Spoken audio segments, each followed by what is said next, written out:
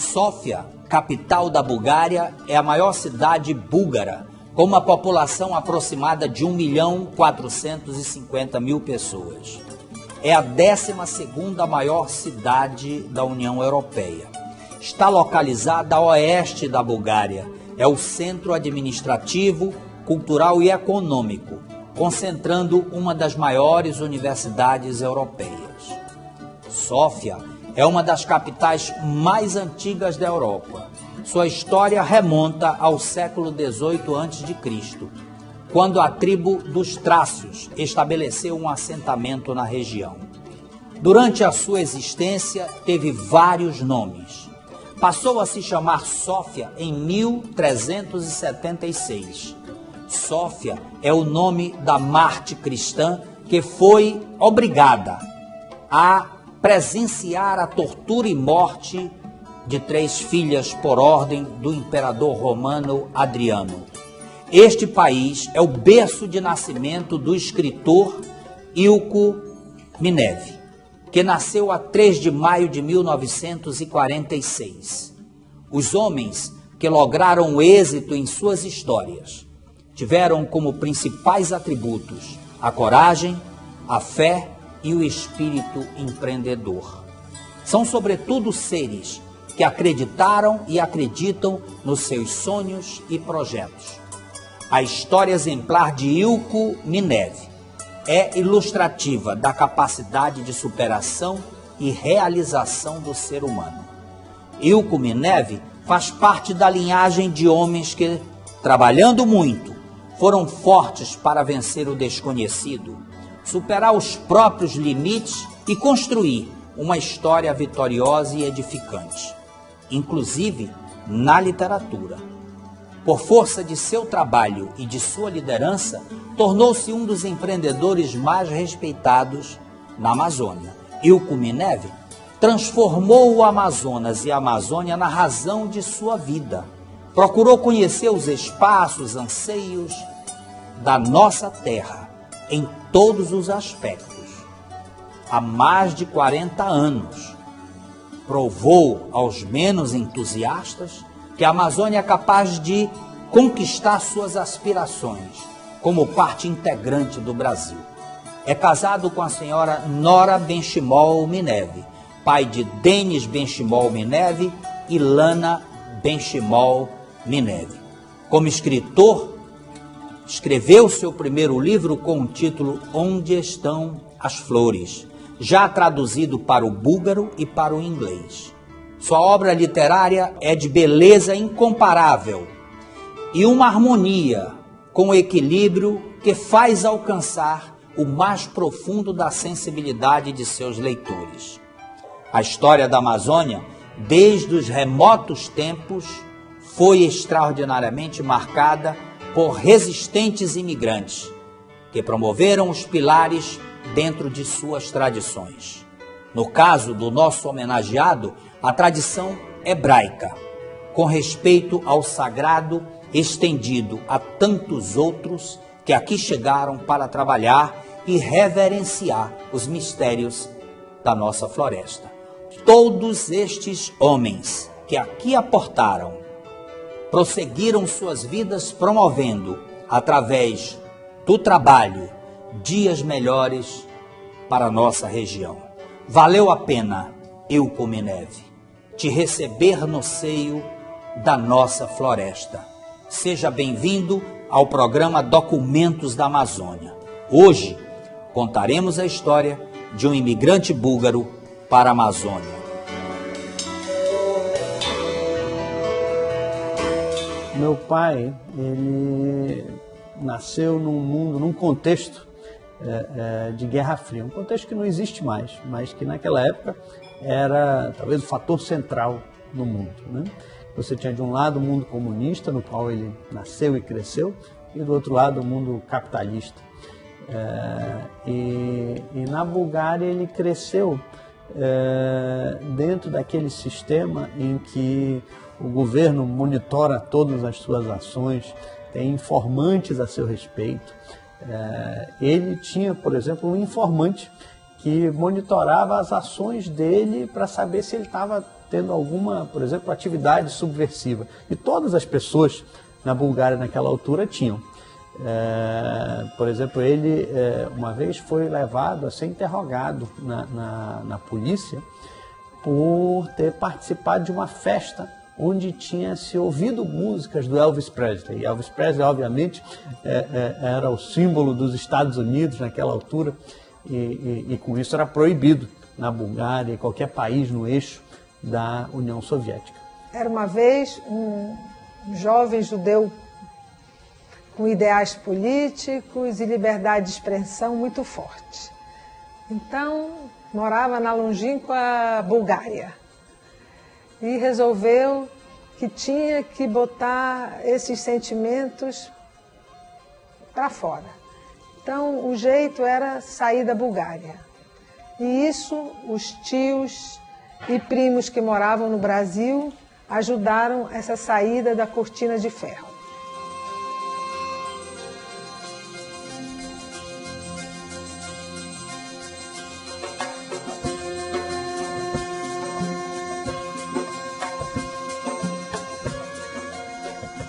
Meu irmão nasceu em Sófia, como nasci eu também.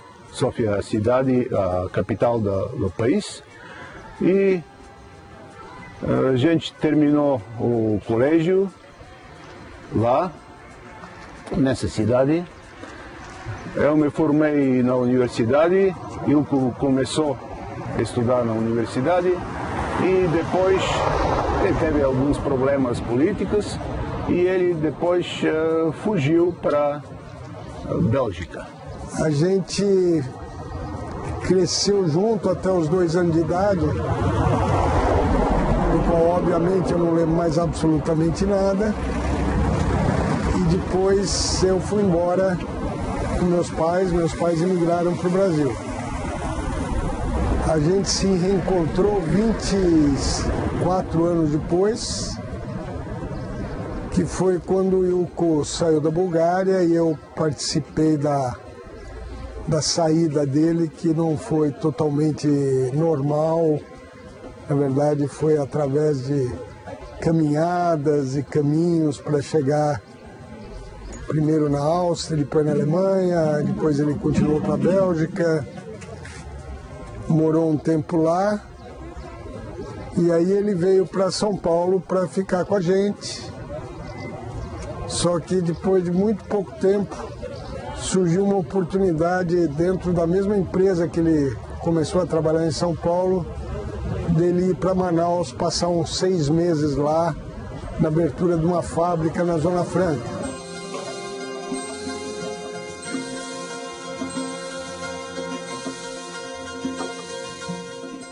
Estamos na cidade de Veliko Trnovo, onde morou quando criança o nosso pai, o meu e do Ilko, e essa casa aqui era a casa dele.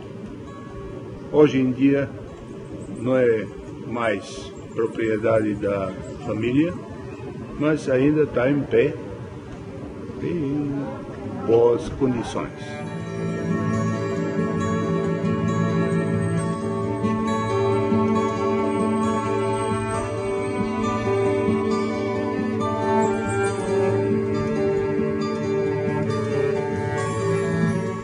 Logo depois de sair de uma guerra e uma ditadura fascista, continuou logo com outra ditadura, que foi a ditadura comunista. E então eu passei os meus primeiros anos, até a idade de 24 anos, passei na Bulgária. Uma das características do regime naquela época era que a educação era boa. Agora, o que não era bom era que não existia liberdade para praticamente nada. Tinha que receber uma ordem de alguém que era do partido. E isso trouxe alguns resultados trágicos e levou também ao fim do regime.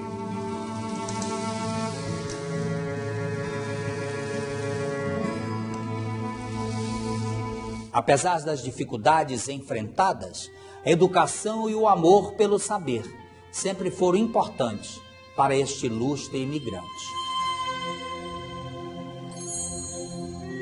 Meu pai, ele sempre foi muito voltado à educação, né? A educação que ele recebeu em casa é que, por exemplo, a mãe dele queria que ele aprendesse o piano. E por quê? Porque naquela época, principalmente os judeus, eles estavam sujeitos a muitas migrações. Então, quais profissões que você poderia ter que serviriam se você precisasse mudar de país? Ora, uma que ele desenvolveu habilmente foi a de tradutor. Ele falava 8 línguas, falava alemão, falava russo, falava búlgaro, falava inglês, francês, holandês. Então isso permitiria que ele sobrevivesse em qualquer lugar, mesmo que tivesse que se mudar. E a segunda era como músico. Mas essa não foi uma habilidade que ele desenvolveu lá com muita intensidade. Eu estudei em Sófia, na capital, e continuei depois estudando literatura alemã. Me especializei em literatura alemã. Quando estava no 3º ano na faculdade, um amigo meu se envolveu com atividades que eram consideradas de dissidência do regime. Não era nada, ele não pegou em armas, em nada, ele escreveu um panfleto. Mas isso era absolutamente não aceitável. Ele foi preso, foi condenado à prisão de 4 anos e meio por causa de um panfleto. E nesta ocasião eu fui chamado, como ele era muito próximo a mim, achavam que eu estaria envolvido. Fui interrogado algumas vezes. Numa destas ocasiões me soltaram, voltei em casa e no dia seguinte vieram e me pegaram de novo para o mesmo interrogatório, só que em ordem diferente. Passei algum tempo na Bélgica, onde estudei economia, e aí apareceu um convite para eu trabalhar em São Paulo. Bem, São Paulo para mim era uma coisa completamente remota. Eu sabia muito pouco sobre o Brasil, mas eu tinha meus tios e meus primos morando em São Paulo, e então com um contrato de trabalho em 1972, eu emigrei para o Brasil. O primeiro lugar que parou foi em São Paulo, onde foi trabalhar como vendedor de máquina de calcular da CCE. Na CCE foi convidado para vir administrar a fábrica no Distrito Industrial de Manaus. Aí começa a nossa história.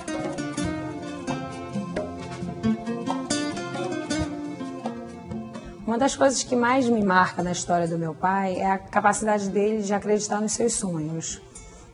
Ele saiu da Bulgária muito cedo por não concordar com o regime político e com as normas de um país comunista, e deixou o país em busca dos seus sonhos, de uma vida melhor. Ele teve coragem de deixar a família para trás, de nunca mais ter visto seu pai. E o final de semana antes dele ter fugido, ele foi com seus pais para uma praça, e lá eles tiraram várias fotos, e essas foram as últimas fotos que ficaram do pai dele. Ele nunca mais voltou a ver o pai e levou com ele apenas essa recordação da família.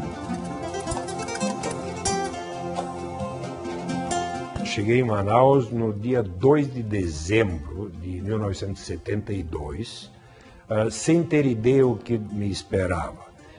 Um pouquinho antes de viajar, li um livro do Stefan Zweig, que se chama Brasil, País do Futuro, e aí ele mencionava o Teatro Amazonas, mas era a única coisa que eu sabia sobre Manaus. Foi uma paixão de primeira vista. Naquela época, o Distrito Industrial era selva, não tinha estrada, não tinha absolutamente nada. A cidade tinha em torno de 300 mil habitantes, grande parte das ruas não eram asfaltadas, Vila Municipal já era praticamente o limite da cidade. Naquela época eu morava na Rua da Instalação, mas eu principalmente tinha uma paixão pela Avenida Eduardo Ribeiro e Getúlio Vargas. As duas ruas que eu achava lindas, porque eram arborizadas, ainda tinham pouco tráfego. Por exemplo, na avenida tinha nos dois sentidos corriam os carros, até numa parte tinha um gelo baiano, mas era uma arquitetura fantástica. Aqueles prédios perto do Teatro Amazonas, que por si só já é um monumento fantástico, aquela calçada, era uma coisa que marcava o Clube Ideal, que estava em pleno funcionamento naquela época, era o local chique, era uma pequena cidade, mas ela era completa, tinha de tudo e ainda tinha as marcas da prosperidade da época da borracha, que estavam decadentes, mas estavam lá. Assim começou a minha paixão pela natureza. Depois disso tive oportunidades de viajar muito pelo Rio Negro, pelo Rio Purus, Rio Madeira, Tapajós, e eu tenho hoje orgulho em dizer que eu moro na Amazônia e que contribuo com o progresso da nossa terra.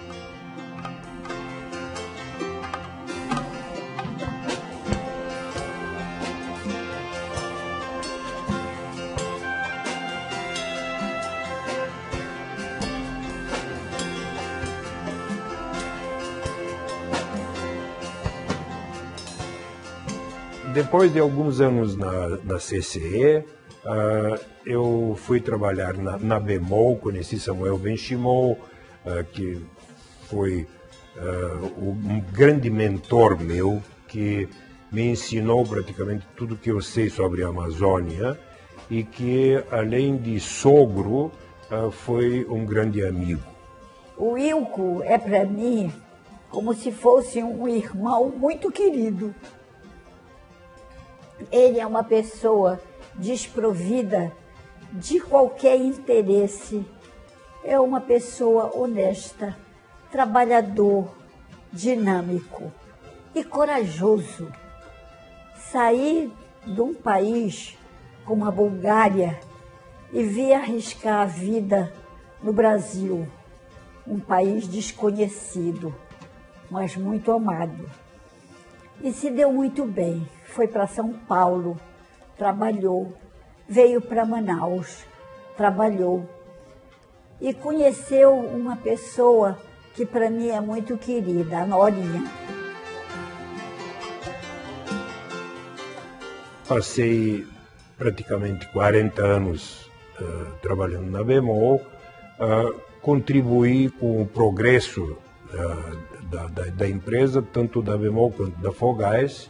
Como diretor, cheguei a vice-presidente e, neste meio tempo, exerci também algumas outras funções. Uma delas foi que fui cônsul da Holanda durante 30 anos, de 1980 a 2011.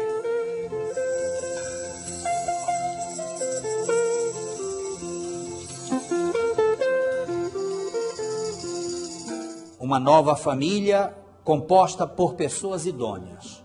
Foi o maior presente recebido pelo recém-chegado.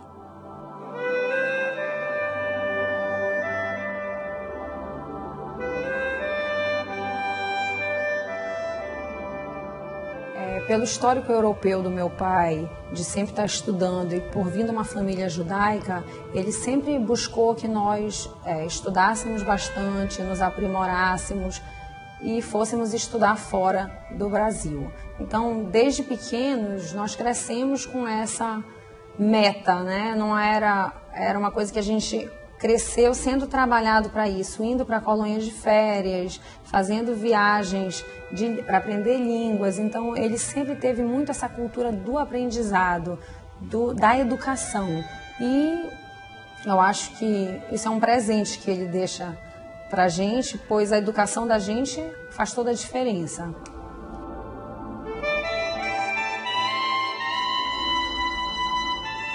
E, no caso, em casa, ele sempre exigia que eu e minha irmã lêssemos muito.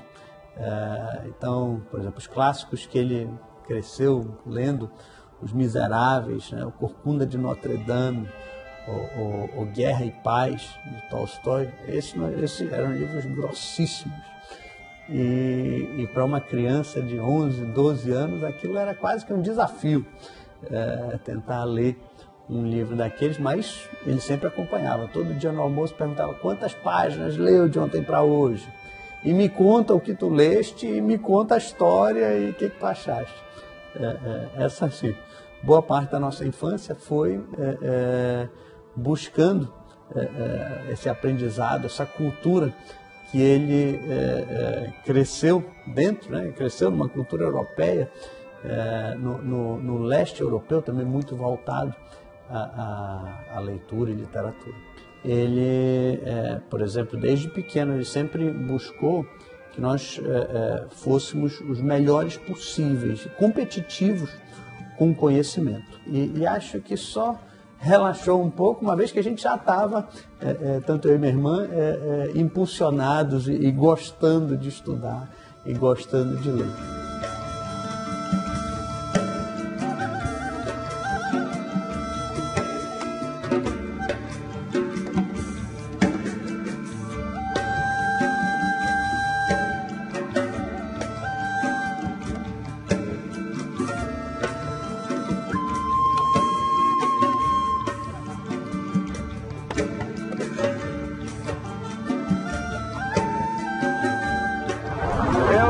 Trabalhei uns anos lá em Sófia e um bom dia decidi que tenho que ir atrás dele para o Brasil. A razão mais importante era que eu teve também problemas na Bulgária por causa do meu irmão fugitivo. Eu fui para Manaus e, com a ajuda do Ilko, eu não falava nenhum português. Na verdade, o português, a língua portuguesa naquela época era coisa desconhecida no país. Por exemplo, eu não tinha nem ouvido português na época quando eu me mudei para o Brasil. E o Ilko ajudou muito para me acostumar com a língua lá, para achar um bom emprego.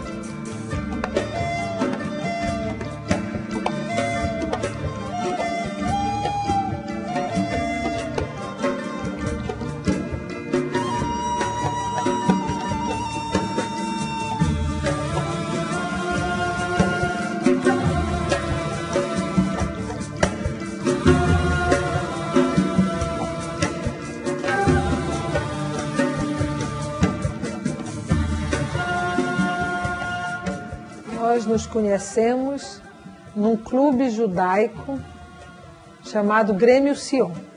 Era um clube muito, muito antigo, num casarão quase caindo aos pedaços. E lá o Ilko foi trazido por um amigo e foi amor à primeira vista. Nós nos enamoramos e começamos a namorar. 1 ano e meio depois, nos casamos. Deste relacionamento, nós tivemos 2 filhos maravilhosos, Denis e Lana, e 2 netos incríveis, Samuel e Eli.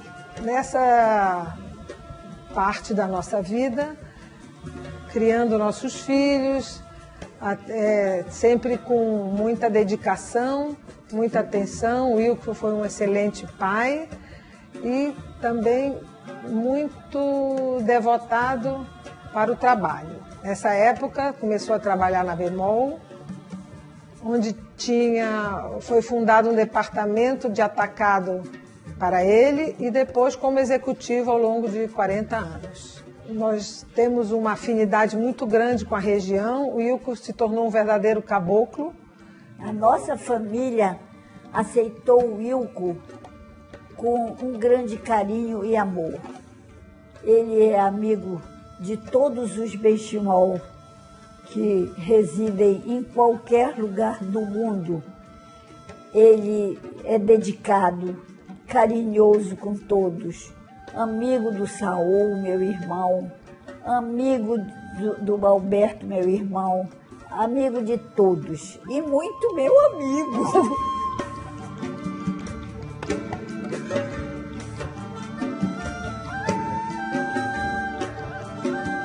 Eu vou contar um fato que não é muito alegre, mas é gratificante.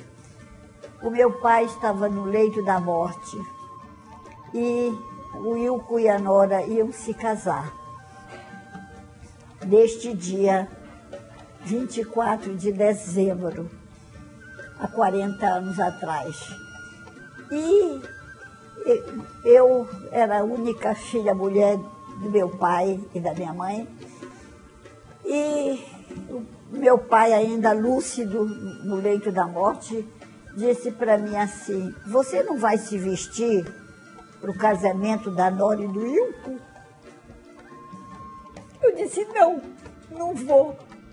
Aí ele disse: vai sim, você vai, só vai para a sinagoga, não vai para a festa, porque eu posso morrer deste interregno. Aí eu fui me vestir e fui para a sinagoga. Quando eu estava para sair de casa, o papai disse: diga para a Nora e para o Ilco virem aqui, vestido de noiva, porque ele podia pensar que nós estávamos enganando ele. Aí eu disse: tá bom, papai, eu vou pedir para a Nora e para o Ilco virem aqui. E o papai, cheguei na sinagoga e disse para a Nora: Norinha, vocês, quando saírem daqui da sinagoga, vocês têm que ir lá em casa para o papai abençoar vocês. Aí eles foram. Chegaram lá, o papai abençoou, ainda estava lúcido, porque ele morreu lúcido. O papai estava lúcido e abençoou eles. E depois que a Nora e o Ilco saíram, ele me chamou e disse: minha filha, vem cá. Agora não quero mais tomar nem um copo d'água. Eu vou descansar.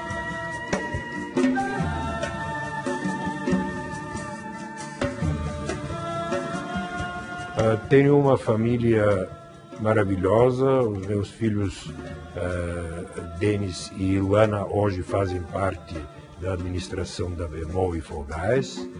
A minha esposa, Nora, é uma pessoa extraordinária. Ela tem criado os nossos filhos, educado os nossos filhos e ajudado várias coisas boas. Eu tenho uma verdadeira admiração por ela.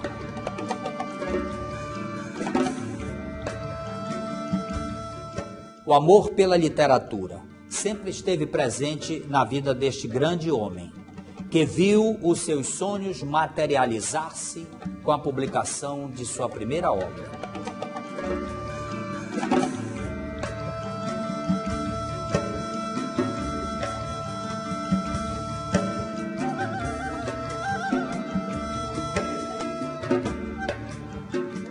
Nos últimos 2 anos, Ilco se aposentou e realizou um antigo sonho, que era escrever alguma coisa, um romance. Este romance seria uma parte da história dos tios sobre a Bulgária, voltaria para a Bulgária pós-guerra, e um pouco sobre a Amazônia, que o acolheu e que ele tem muito orgulho de ser um verdadeiro caboclo. Terminando esta fase da minha vida, eu cheguei até a conclusão que eu teria que voltar para o meu primeiro amor, que era a literatura. Tinha dificuldades para resolver em que língua eu escreveria se fosse escrever um livro. O meu búlgaro é bom, mas enferrujado. A mesma coisa, meu alemão também é bom, menos bom que o búlgaro, pior que o búlgaro, mas enferrujado também. E então resolvi escrever em português, que nunca estudei na escola, que aprendi lendo muito e tentando escrever alguns bilhetes que tinham mais relação com o trabalho do que com outra coisa. Foi só parte surpresa a habilidade dele como escritor, né? Ele falava muitas línguas, então o vocabulário dele, ele tinha uma compreensão um pouco mais profunda de língua, falando 9 línguas. Então, por exemplo, as raízes de palavras, ele sempre teve uma compreensão muito mais profunda do que a maior parte das pessoas, tendo visto as mesmas palavras ou as mesmas raízes em muitas línguas diferentes. Ele também estudou linguística por algum tempo em alemão. E acho que ele sempre falou de escrever e acompanhou até a carreira literária do meu avô, né, professor Samuel Benchimol, avô do outro lado, não o pai dele, né, o pai da minha mãe. E sempre encontrou muita afinidade ali. Sempre planejava, eventualmente, se arriscar um pouco como escritor.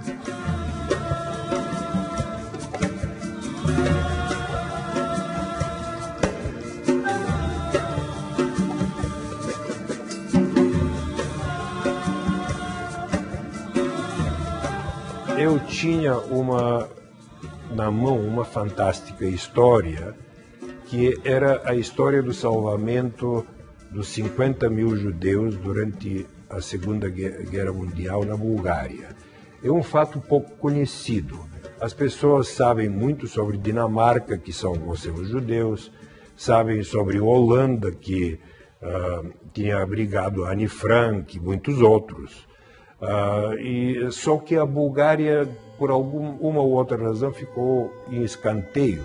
E, na verdade, foi quem mais salvou. 50 mil pessoas passaram a guerra e, no final, foi o único país que começou a guerra com um número e terminou com um número maior.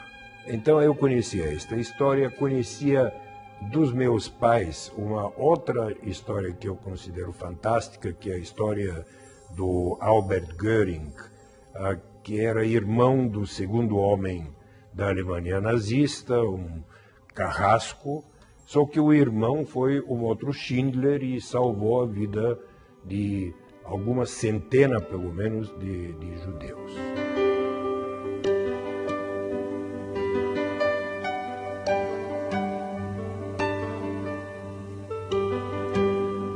A apresentação do livro foi na Universidade de Sófia e quem fez a apresentação e o saudou foi o melhor amigo dele, que quando os dois saíram da Bulgária, saíram como se fossem refugiados. E agora estavam voltando os dois, o Ilko como escritor e o Germinal Tivikov, seu melhor amigo, como jornalista e também escritor.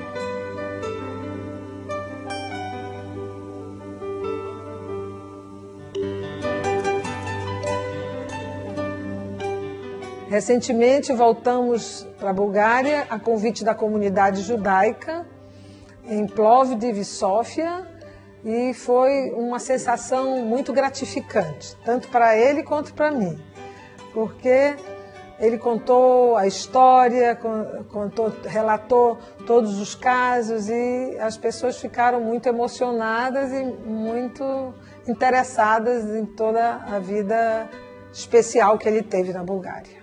Bom, voltar para a Bulgária para lançar um livro, eu acho que foi uma vitória muito grande para o meu pai, porque ele, quando fugiu, se ele voltasse para a Bulgária, ele era preso. Então ele nunca mais poderia voltar ali. Ele não sabia se um dia ele ia poder ter essa alegria de voltar como uma pessoa benquista, como uma pessoa que saiu do mundo e voltou para a terra dele com êxito, com um livro escrito, reforçando as coisas boas da terra e contando um pouco da história. Então eu acho que para nós todos foi um momento de muita alegria por ver que uma pessoa que sai do seu país da forma como ele saiu, fugido, onde a família dele sofreu várias represálias e agora ele estava voltando, sendo recebido por ministros, sendo recebido por pessoas importantes do país, eu acho que tem um sabor bem especial para toda a nossa família. Escrever um livro que não era o idioma dele, contando as coisas da nossa floresta, da nossa Amazônia querida.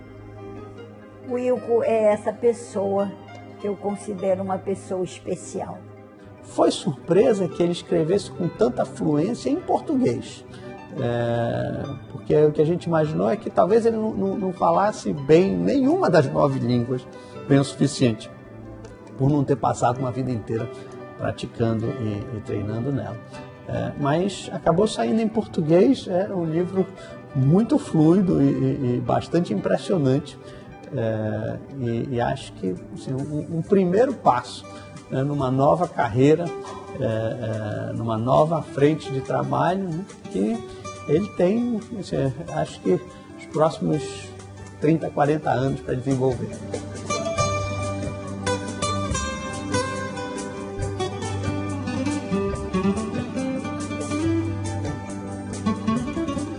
Eu levei um ano escrevendo. Aparentemente saiu algo razoável porque muita gente gostou, e então o livro foi traduzido para búlgaro. Na Bulgária já foi por algum tempo uma sensação porque contava uma parte da história búlgara muito pouco conhecida. Até hoje recebo diariamente e-mails de gente perguntando e se interessando.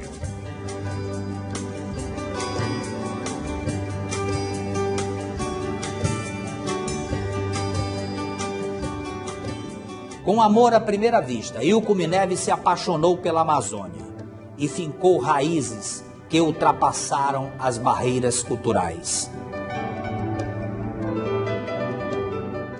O meu amor pela natureza sempre foi grande, sempre gostei de viver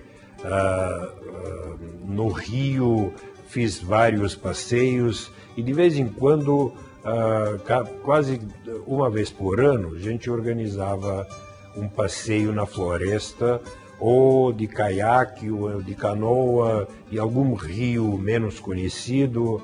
A gente estudava direito o local, achava um guia e então fazia estas excursões. Bom, meu pai tem verdadeira paixão pela Amazônia. Eu acho que ele se adaptou melhor do que muito amazonense aqui. Ele adora a região, adora os rios, adora a natureza, adora pescar, adora comer tambaqui, comer tucumã todo dia.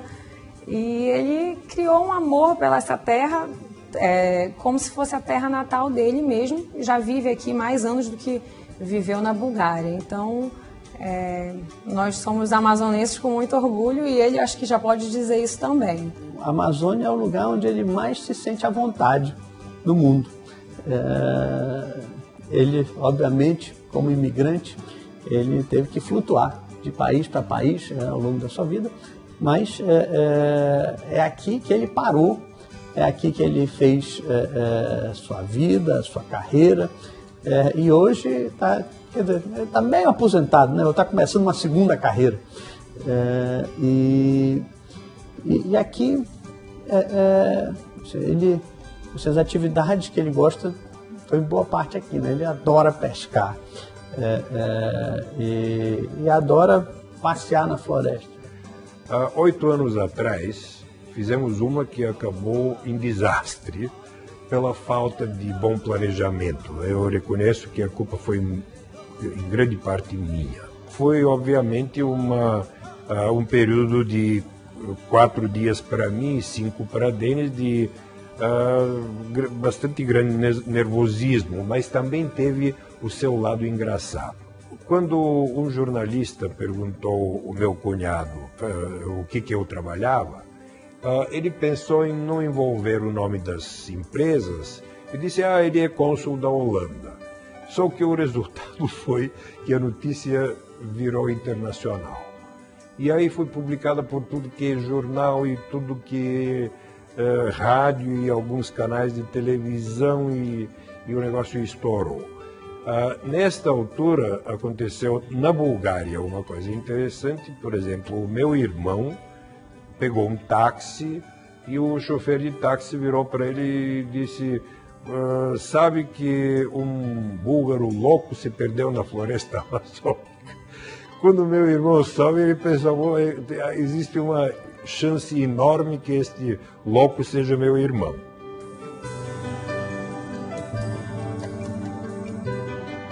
Conhece a região com profundidade, sabe das suas dificuldades, até como empresário, foi um líder de sucesso empresarial na Amazônia, que é um desafio grande. A Amazônia é um lugar peculiar que você precisa entender um pouco melhor para tentar prosperar. Ele é um dos casos, né, que conseguiu atingir essa prosperidade empresarial aqui na Amazônia. Trabalhei muitos anos com produtos regionais. Neste ponto, sou um dos que conhecem razoavelmente bem o comércio de óleo de copaíba, de bálsamo de copaíba, de óleo essencial de pau-rosa, de sementes de cumaru e por aí vai.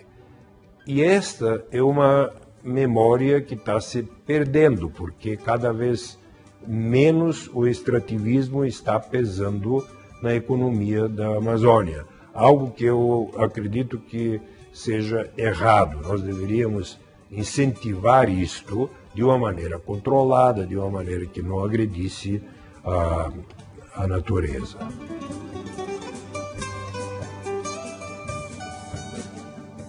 Agora, no final, vamos lembrar que, de qualquer jeito, ele saiu para um mundo melhor. E ele realmente conseguiu fazer do nosso mundo um mundo feliz, um mundo alegre, e que sempre tivemos muito prazer de estar com eu e ele e os nossos filhos e agora os netos.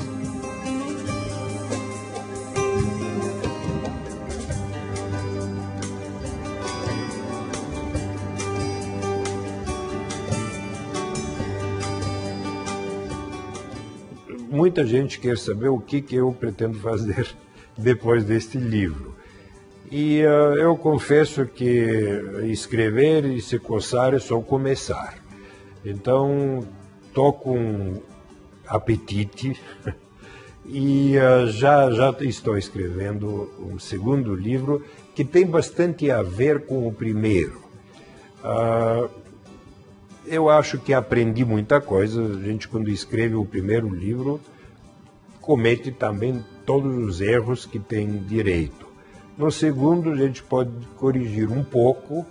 Além disso, eu acho que a Amazônia oferece tanto assunto, tantos fatos históricos, que tem material para escrever vários livros, se tiver o talento.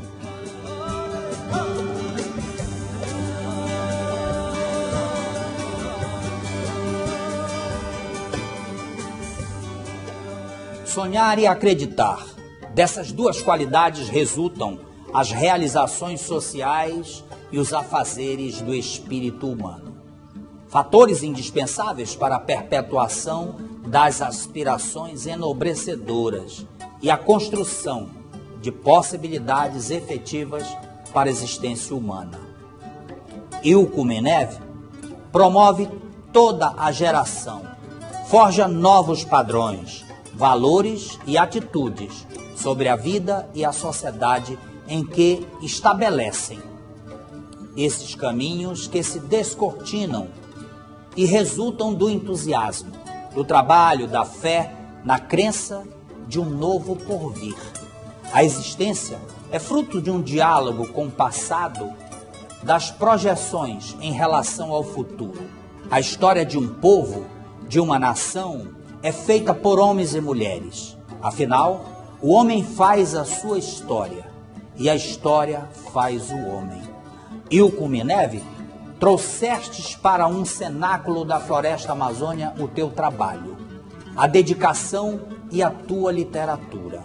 Não obstante o teu noviciado literário, te esforçastes para ir além dos horizontes da Amazônia, do Brasil, chegando à Bulgária e aos Estados Unidos. Horizontes que já conquistastes.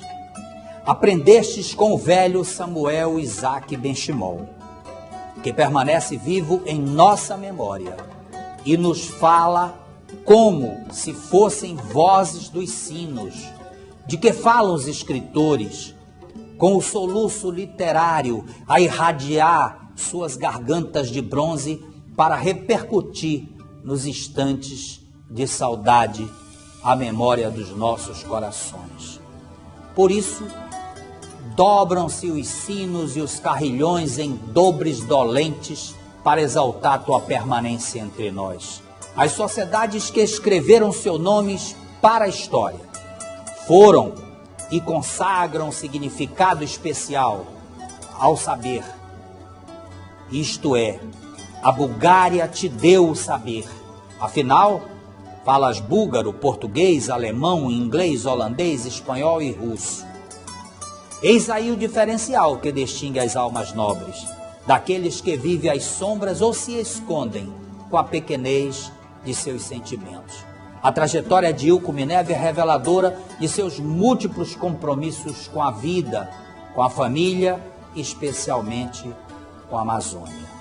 Chegamos ao final de mais um programa Documentos da Amazônia. Hoje, prazerosamente, contamos a história de um imigrante búlgaro. Na próxima semana, contaremos uma nova história para você. Obrigado a você, fiel telespectador do programa Documentos da Amazônia. Obrigado aos nossos patrocinadores. Redobro o convite para um novo encontro na próxima semana, como Deus haverá de permitir. Até lá.